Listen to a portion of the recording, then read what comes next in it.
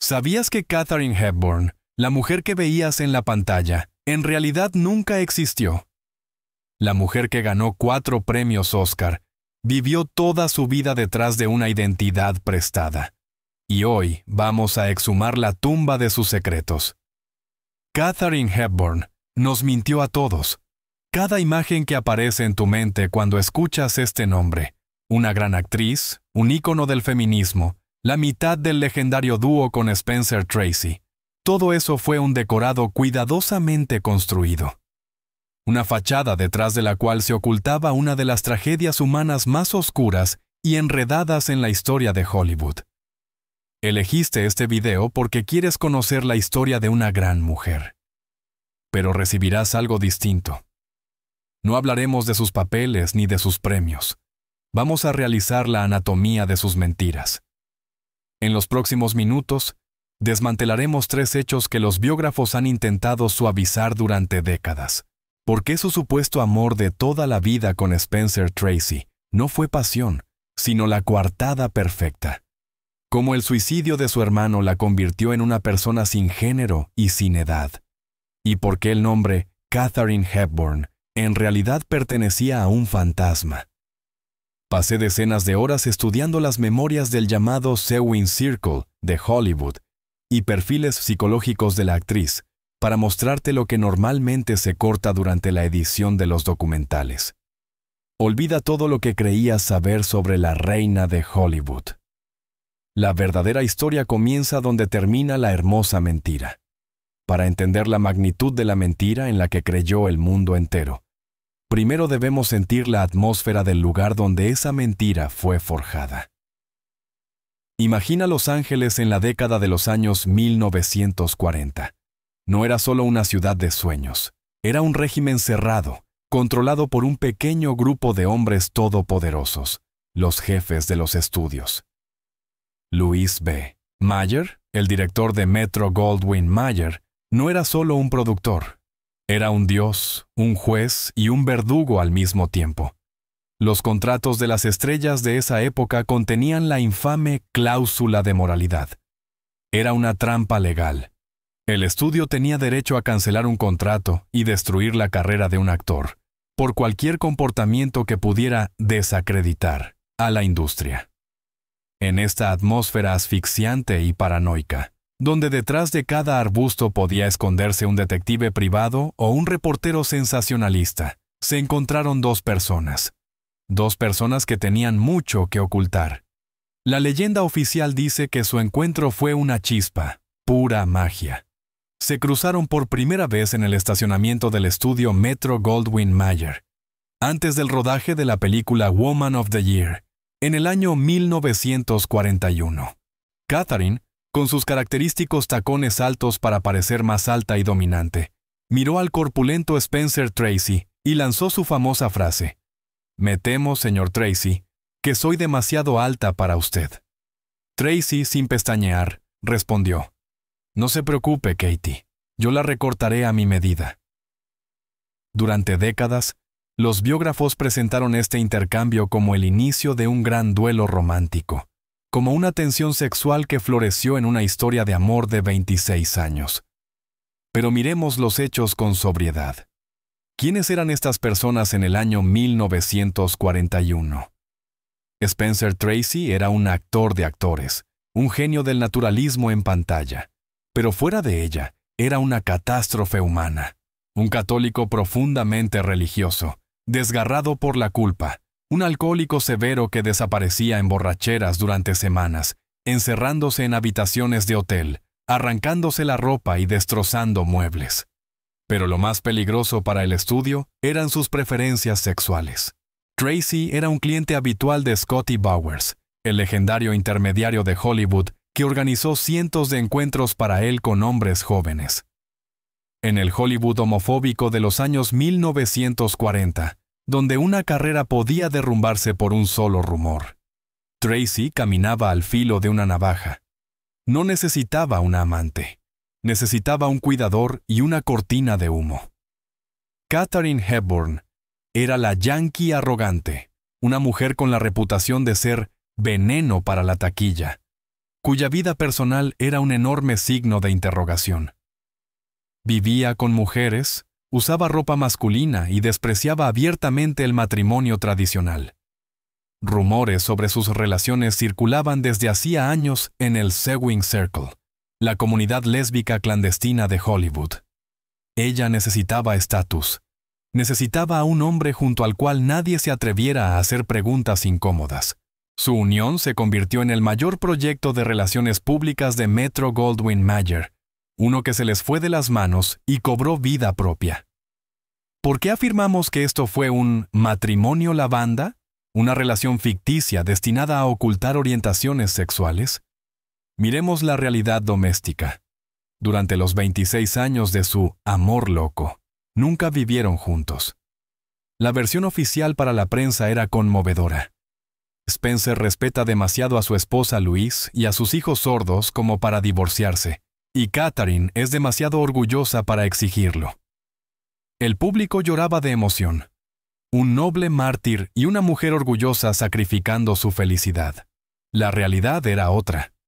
Tracy vivía en un bungalow, separado en la propiedad del director George Cukor, un hombre abiertamente homosexual y conocido organizador de fiestas exclusivas para hombres. Hepburn vivía en su propia mansión. Se encontraban en el set, almorzaban juntos, y por la noche cada uno regresaba a su propia vida. Hepburn asumió un papel que nunca había interpretado en el cine, el papel de cuidadora. Cuando Tracy caía en otra espiral descendente, era ella, no su esposa Louise, quien lo encontraba. Imagina esta escena, la gran Katharine Hepburn, ganadora de un premio Oscar, entrando a escondidas por la puerta trasera de un motel barato para lavar a un Tracy borracho y deshumanizado, pagar los muebles rotos y llevárselo discretamente antes de que los reporteros se enteraran. Ella no era su amante en el sentido físico. Testimonios de amigos cercanos, aquellos que ya no temían decir la verdad después de que ambos murieron, apuntan a una ausencia total de química sexual entre ellos en la vida real. Su relación se parecía más a una extraña mezcla de cuidado maternal y amistad masculina cercana. Hepburn, que de manera subconsciente pasó toda su vida intentando ser un hombre, encontró en Tracy al compañero perfecto. Él le permitía estar al mando, ser el hombre en la toma de decisiones, mientras él desempeñaba el papel de un niño caprichoso. Esta alianza beneficiaba a ambos. Tracy recibía una coartada absoluta. ¿Quién se atrevería a acusarlo de relaciones con hombres si Katharine Hepburn lo amaba? Y Katharine obtenía una vaca sagrada. De pie junto a Tracy, se volvía intocable. Las preguntas sobre por qué vivía con su secretaria Phyllis Wilborn desaparecían por sí solas. El momento más revelador de este gran amor ocurrió al final de la vida de Tracy. Cuando estaba muriendo, Katharine pasó días y noches junto a su cama. Lo cuidó hasta su último aliento. Pero en el instante en que él murió, ella desapareció. No asistió a su funeral. La versión oficial fue simple, por respeto a su esposa y a su familia. La realidad fue distinta. Ella sabía que su papel había terminado. El contrato había expirado. La verdadera familia de Tracy asistió al funeral, y Katharine, tras cumplir durante un cuarto de siglo la función de gestora de crisis, se retiró silenciosamente a las sombras. Más tarde, llamó a la viuda de Tracy, Louise, y le dijo: «Fuimos amigos, Louise, ¿verdad?» Louise respondió con frialdad: «Yo pensaba que usted solo era un rumor».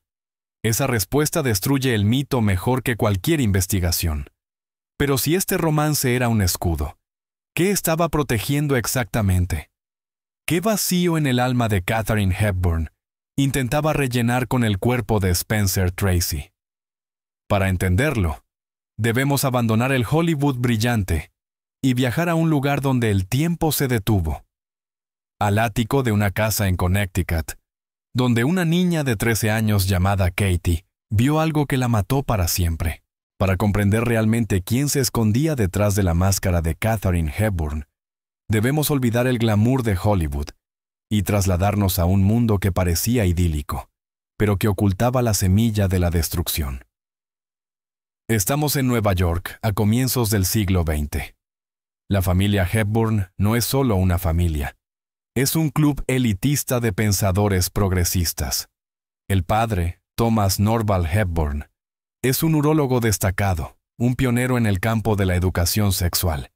Y esto en una época en la que la sola palabra sífilis se consideraba obscena. La madre, Catherine Martha Houghton, es sufragista y luchadora por los derechos de las mujeres. En su mesa no se hablaba del clima.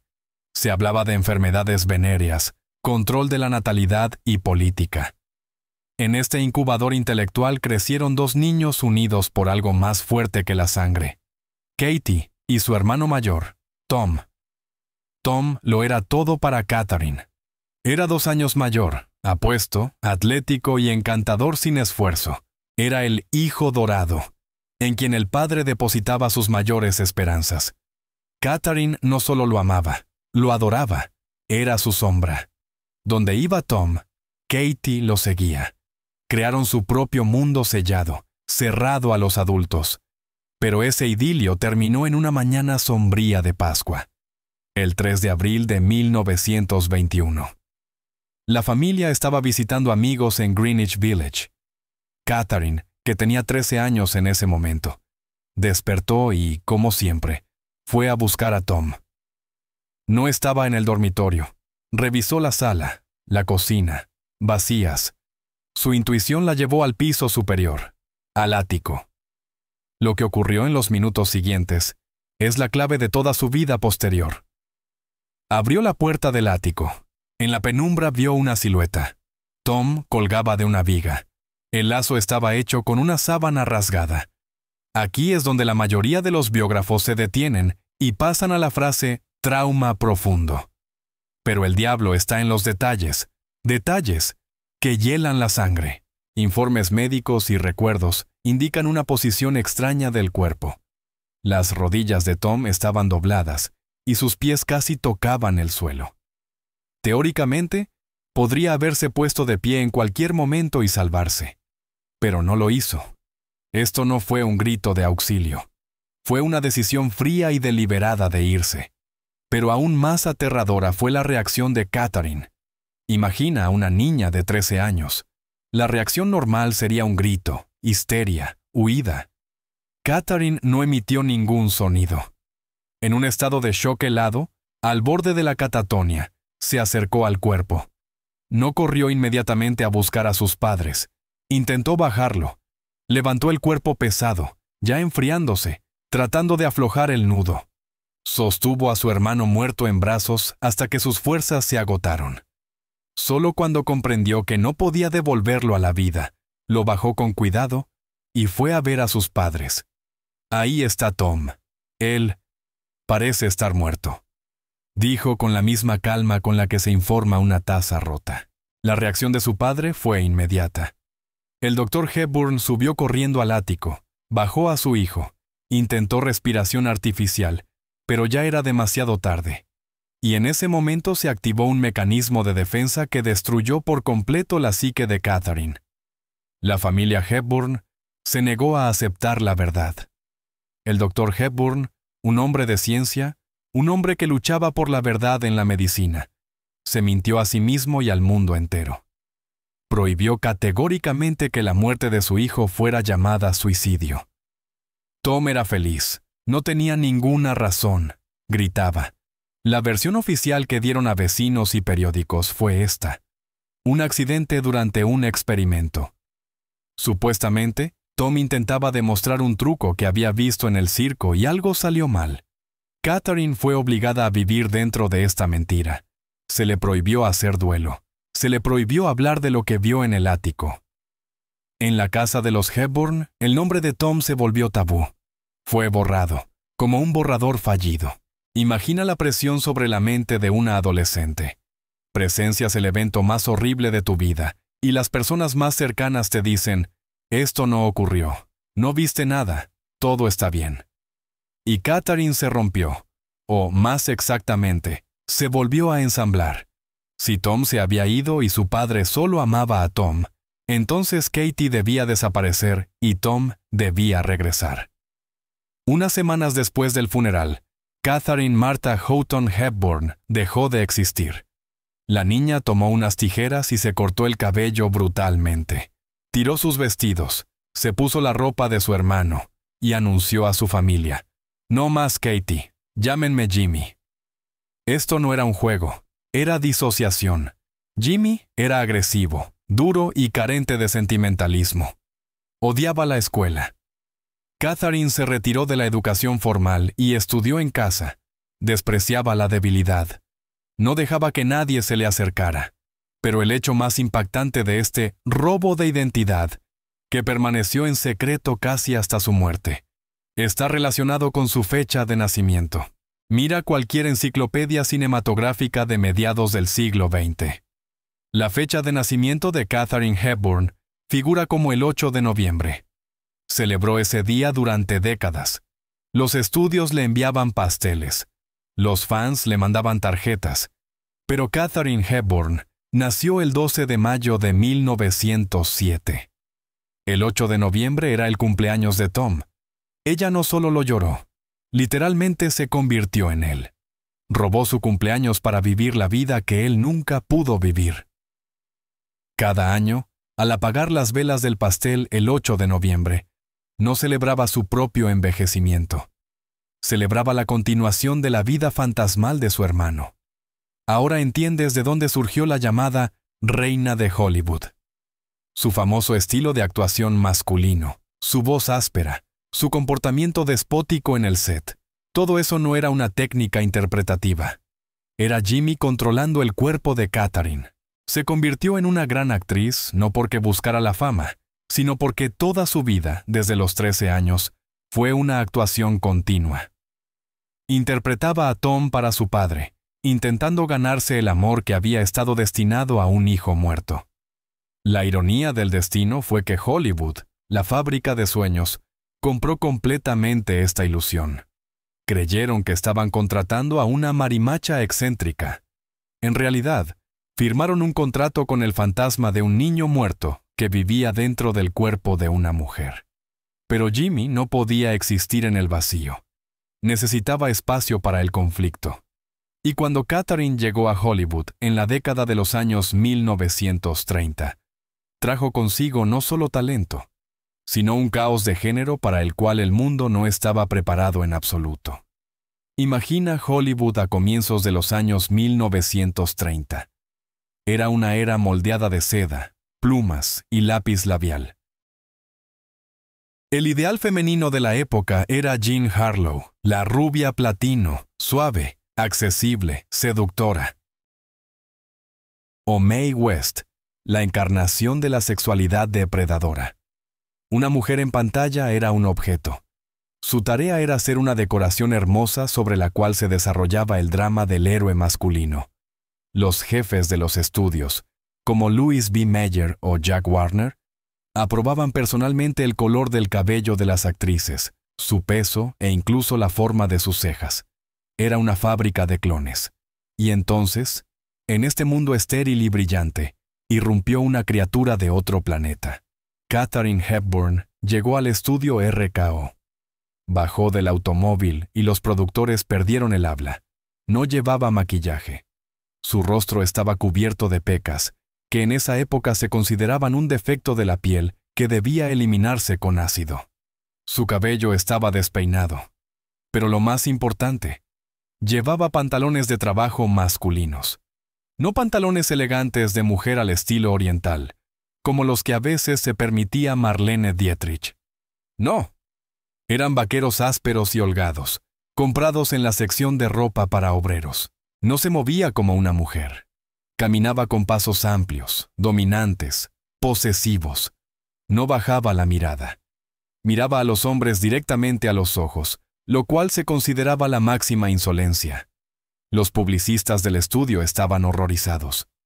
¿Cómo se supone que vamos a vender esto al público?, susurraban en los pasillos. Intentaron quebrarla. Contrataron a los mejores maquilladores para pintar un nuevo rostro sobre el suyo. Le cosieron vestidos lujosos. Pero entonces, Jimmy salió al escenario. Existe una historia legendaria que las biografías suelen presentar como una anécdota divertida sobre una estrella difícil. Pero si la observamos a través del prisma de lo que ahora sabemos sobre la muerte de su hermano, esta historia se transforma en un acto desesperado de autodefensa psicológica.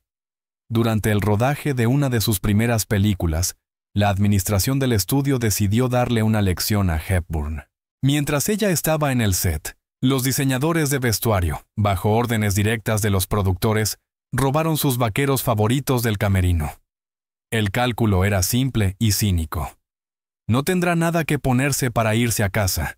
Se verá obligada a ponerse la falda que amablemente le hemos dejado. La obligaremos a ser una dama.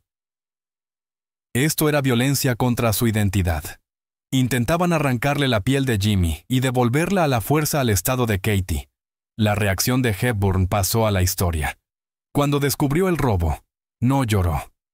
No se puso la falda.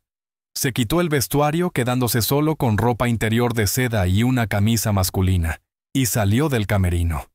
Con la cabeza en alto y una calma helada, cruzó todo el estudio hasta la cafetería. Imagina la escena. Cientos de extras, técnicos de iluminación, directores y productores se quedaron inmóviles con los tenedores en la mano. La gran estrella paseaba en ropa interior. Anunció a los jefes: «Caminaré desnuda hasta que me devuelvan mis pantalones». No estaba bromeando. Marchó así por el estudio durante varias horas, ignorando por completo los silbidos y las risas de los trabajadores. Para ella, la vergüenza de la desnudez pública no era nada comparada con el terror de perder su armadura masculina. El estudio se rindió. Los vaqueros fueron devueltos. Jimmy ganó. ¿Pero por qué realmente los necesitaba? Era solo por el recuerdo de su hermano. Aquí llegamos a un tema que Hollywood ocultó incluso con más cuidado que el alcoholismo de Spencer Tracy. Los pantalones, la ausencia de maquillaje, la voz grave. En los años 1930, esto no era solo estilo. Era un código. Un lenguaje secreto mediante el cual los nuestros reconocían a los nuestros. Katharine Hepburn era un ícono no oficial del Sewing Circle. Así se llamaba en la jerga de la edad dorada de Hollywood, a una comunidad cerrada de actrices lesbianas y bisexuales. Incluía a Greta Garbo, Marlene Dietrich, Tallulah Bankhead y muchas otras.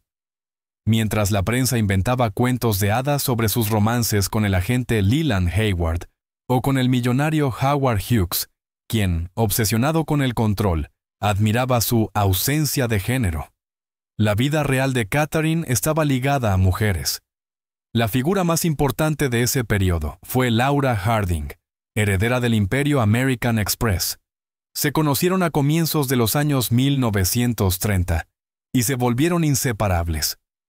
Laura no era solo una amiga. Vivía con Katharine, viajaba con ella y le enseñó los modales de la alta sociedad. Fue Laura quien refinó el famoso acento aristocrático de Hepburn. La prensa llamaba a Laura el esposo de Katharine, creyendo que era una broma ingeniosa. Pero para Hepburn era la verdad. Cuando el estudio comenzó a presionar a Katharine, exigiendo que dejara de aparecer en público con Harding porque se veía sospechoso, Katharine estalló de rabia, pero entendía las reglas del juego. Laura tuvo que pasar a las sombras, pero permaneció en la vida de Hepburn para siempre. Fue reemplazada por Phyllis Wilburn, una mujer descrita oficialmente como secretaria y acompañante. Phyllis vivió bajo el mismo techo que Katharine durante 40 años. 40 años. Administraba la casa, recibía a los invitados y estaba presente todos los días. Y durante todos esos años, Katharine interpretó públicamente el papel de la amante de Tracy, mientras Phyllis permanecía en silencio a su lado, sosteniendo el bolso de la estrella. Por eso Hepburn luchó con tanta ferocidad por sus pantalones. Eran su bandera. Eran una forma de decirle a las mujeres del Sewing Circle: «Estoy con ustedes, no me doblé». Ella creó un precedente único. Obligó al mundo a amarla en una imagen masculina. En la película Sylvia Scarlett, del año 1935, interpreta a un chico durante casi la mitad del metraje, y en una escena su personaje besa a otra mujer. En el año 1935.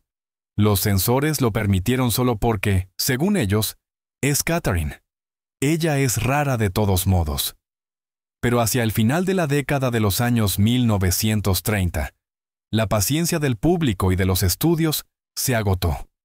Su arrogancia, su vestimenta extraña, su negativa a jugar el papel de la muñeca glamorosa y los rumores sobre su sexualidad alcanzaron una masa crítica. El público se cansó de ella. Los dueños de los cines entraron en pánico y escribieron cartas a los estudios. No nos envíen películas con Hepburn. Nadie viene a verlas. Y entonces, en el año 1938, ocurrió un evento que debía destruir su carrera para siempre. Su nombre apareció en una lista fatal bajo el titular Veneno para la taquilla. La mayoría de las estrellas, después de algo así, se habrían hundido en el alcohol o habrían desaparecido en la irrelevancia. Pero Katharine Hepburn decidió utilizar su rasgo más desagradable, su carácter insoportable, como un arma de destrucción masiva. Año 1938. La carrera de Katharine Hepburn estaba oficialmente muerta. La Asociación de Propietarios Independientes de Teatros publicó una lista de actores cuyos nombres en un cartel garantizaban el fracaso financiero. En esta lista negra, bajo el encabezado Veneno para la taquilla, aparecieron Marlene Dietrich, Greta Garbo, Joan Crawford y Katharine Hepburn. Pero si el público simplemente se había enfriado con Dietrich, Hepburn provocaba irritación activa. Los estadounidenses que sobrevivían a la Gran Depresión la odiaban. Sentían que ella los miraba desde arriba. Su voz afilada, su acento de Boston, su rigidez y, sobre todo, su absoluta falta de deseo de agradar. Todo eso los enfurecía. Cualquier otra actriz en esta situación habría contratado un ejército de publicistas. La estrategia de salvación era estándar: arrepentirse, dar entrevistas horneando un pastel, fotografiarse con cachorros, demostrar que eras una más, volverse más suave, más femenina. Katharine Hepburn eligió el camino kamikaze. No solo se negó a disculparse, recargó el arma, construyó un muro de agresión y grosería tan alto que nadie podía escalarlo. La relación de Hepburn con la prensa y con los fanáticos es un ejemplo de manual de cómo convertirse en la persona más odiada de la sala. Si un admirador se le acercaba en un restaurante pidiéndole un autógrafo, ella no solo se negaba. Podía tirar el bolígrafo de su mano. Podía reprenderlo en voz alta por invadir su espacio personal. Una vez, cuando intentaron fotografiarla sin permiso, tomó la cámara y la estrelló contra el pavimento. Con los periodistas se comportaba como una provocadora de alto nivel. Los ridiculizaba abiertamente. Cuando le preguntaban por su vida personal, inventaba absurdos salvajes. ¿Tiene hijos, señorita Hepburn? Sí, 5. 3 negros y 2 blancos. ¿Es cierto que su padre es médico? Oh, no, es solo un borracho común. Vivimos en una zanja. Los periódicos escribían sobre ella como Katharine la arrogante. ¿Por qué hacía esto? ¿Por qué destruir deliberadamente su propia reputación? La respuesta está en la psicología del trauma que analizamos antes. Esta era la estrategia del puercoespín. Katharine Hepburn, la misma niña que sostuvo a su hermano muerto en brazos, cuya personalidad se había fragmentado, tenía un pánico profundo a la cercanía. Si la gente se acercaba demasiado, verían las grietas. Verían que la dama de hierro era una ficción. Podrían preguntar por Jimmy. Podrían preguntar por las mujeres con las que vivía, así que atacaba primero. La grosería era su foso lleno de cocodrilos. Su arrogancia era un escudo cegador. La gente estaba tan ocupada discutiendo su carácter horrible que nadie miraba más profundo. Obligó al mundo a odiar su máscara para proteger su alma. Pero el genio de Hepburn fue que encontró la forma de vender ese odio. Cuando el estudio canceló su contrato y le ofreció un papel humillante en una película olvidable, que, por supuesto, rechazó, Katharine no se retiró. Hizo un movimiento de caballero que cambió para siempre el modelo de negocios de Hollywood. Se enteró del guión de una nueva obra teatral de Philip Barry, The Philadelphia Story. El personaje principal, Tracy Lord, es una aristócrata rica, mimada y fría, a quien todos consideran una arpía, y a quien la vida y los hombres le enseñan humildad al final. Catherine lo entendió de inmediato. Esa soy yo. Así es exactamente como el público me ve. Pidió dinero prestado a su amigo, el excéntrico multimillonario Howard Hughes, quien respetaba su instinto empresarial, y compró los derechos cinematográficos de la obra antes de que siquiera se convirtiera en un éxito en Broadway. Imagina el rostro de Louis B. Mayer, el jefe de Metro-Goldwyn-Mayer, el hombre más poderoso del cine, cuando la Hepburn cancelada entró en su oficina. He oído que tienes los derechos de The Philadelphia Story, Catherine. Queremos comprarlos. Haremos la película con Norma Shearer. No, respondió Catherine. Ustedes comprarán los derechos, pero yo interpretaré el papel principal. Esto era chantaje. El estudio no tenía elección. Si querían el éxito, tenían que aceptar a la veneno para la taquilla como parte del paquete. Pero Hepburn era más inteligente que eso.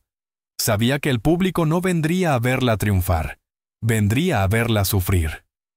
Ella misma eligió al director George Cukor y a sus compañeros de reparto, Cary Grant y James Stewart, y permitió que los guionistas hicieran con su personaje lo que todo estadounidense secretamente soñaba con hacer: bajarla del pedestal.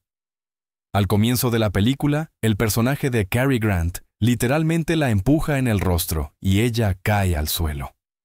A lo largo de la historia, otros personajes la sermonean, la llaman estatua de bronce, diosa fría, y dicen que carece de humanidad.